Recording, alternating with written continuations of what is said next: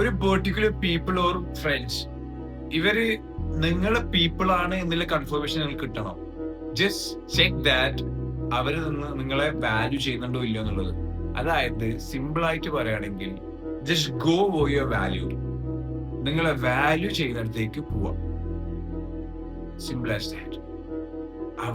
അതാണ് നിങ്ങളെ people. People എന്ന് പറയുമ്പോൾ ഫ്രണ്ട്സ് വിടും, റിലേറ്റീവ്സ് വിടും, റിലേഷൻസ് വിടും, ലൈക്ക് പീപ്പിൾ. നിങ്ങളെ വാല്യൂ ചെയ്യുന്നില്ലെങ്കിൽ just don't go there. Just come on. It's simple അല്ലേ, പക്ഷെ ഇത് സിമ്പിൾ അല്ല. സിമ്പിൾ ആയിട്ട് നിങ്ങൾ എടുക്കുകയും ചെയ്യില്ലേ. ഇത് കേൾക്കാൻ സിമ്പിൾ ആണ്, പക്ഷെ സിമ്പിൾ ആയിട്ട് നിങ്ങൾ എടുക്കൂല. നിങ്ങൾ എത്ര കാലം ചെയ്തിട്ടുണ്ടാവും. അവർ നിങ്ങളെ വാല്യൂ ചെയ്യുന്നില്ല എന്ന് നിങ്ങൾക്ക് അറിയാം. പക്ഷെ എന്നിട്ടും നിങ്ങൾ അങ്ങോട്ടേക്ക് പോവും ബൈ തിങ്കിങ് ദാറ്റ് ഫ്യൂച്ചറിൽ എവിടെയോ എപ്പെങ്കിലും വെച്ച് അവര് വാല്യൂ തന്നാലോ, ഞാൻ ഇങ്ങനെ നിന്നിട്ടുണ്ടെങ്കിൽ, ഞാൻ ഇവര് വിചാരിക്കുന്ന പോലെ പൊളിറ്റിക്കൽ രീതിയിൽ നിന്നിട്ടുണ്ടെങ്കിൽ അവര് ഫ്യൂച്ചറിൽ എവിടെയെങ്കിലും എനിക്ക് വാല്യൂ തന്നാലോ എന്നുള്ള രീതിയിൽ നിങ്ങൾ നിൽക്കും. അവിടെ തന്നെ നിങ്ങളുടെ എല്ലാ വാല്യൂ പോയി. So just go for your value.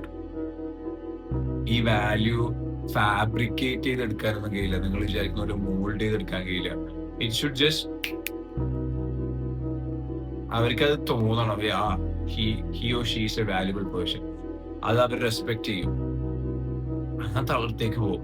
So just go വോയ് you are valued.